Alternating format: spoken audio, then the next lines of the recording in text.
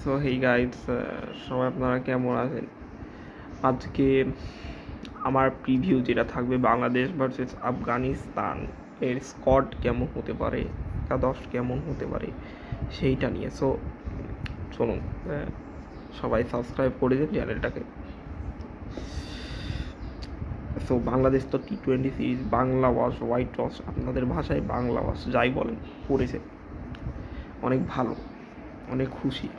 এবার অনলি সিরিজের পালা। অনলি সিরিজেও কিন্তু হোয়াইট ওয়াশ করতে হবে, কারণ এই ওয়ার্ল্ড কাপে কোয়ালিফাই করতে গেলে যে কাট অফ ডেট 2027 সালের পর্যন্ত আমাদেরকে র্যাঙ্কিং 8 নম্বরে থাকতে হবে। সো আমাদের জন্য আপকামিং যে 2টি ওয়ানডে সিরিজ আসতে চলেছে, ওয়েস্ট ইন্ডিজের বিপক্ষে 3টা ওয়ানডে দেশের মাটিতে এবং আফগানিস্তানের বিপক্ষে 3টা ওয়ানডে শারজার মাটিতে, খুব ইম্পর্টেন্ট, জিততেই হবে। সো আমাদের জন্য কিন্তু আফগানিস্তানের বিপক্ষে অন্য সিরিজটা যেটা খুব একটা সহজ হবে না, আবার খুব একটা কঠিনও হবে না, মানে মিডিয়াম। আমরা যদি আমাদের পোটেনশিয়াল অনুযায়ী ক্রিকেটটা খেলতে পারি, আমরা জয়লাভ করবো এবং আফগানিস্তানকে হোয়াইট ওয়াশ করবো। আর ওয়েস্ট ইন্ডিজকে তো করবোই, কারণ ওয়েস্ট ইন্ডিজের সাম্প্রতিক ফর্ম নেপালের সাথে 2-1 হয়েছে। So West Indies not big threat for us.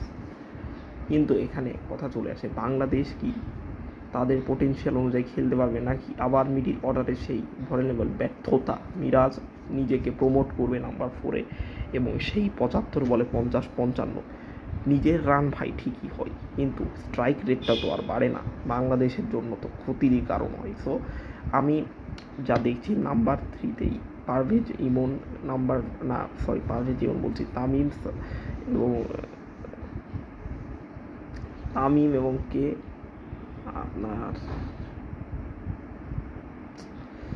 Opening Saif Hasan, number 3তে Nazmul Shanto, number 4-এ এখানে কিন্তু তাওহিদ হৃদয়, নাম্বার 5-এ নুরুল হাসান সোহান, নাম্বার 6-এ মেহেদি মিরাজ, নাম্বার 7-এ জাকির আলী ওয়ানি, 8-এ তানজিদ সাকিব, 9-এ তাসকিন, 10-এ মুস্তাফিজান, 11-এ রিশাদ। সো এইটাই হলো,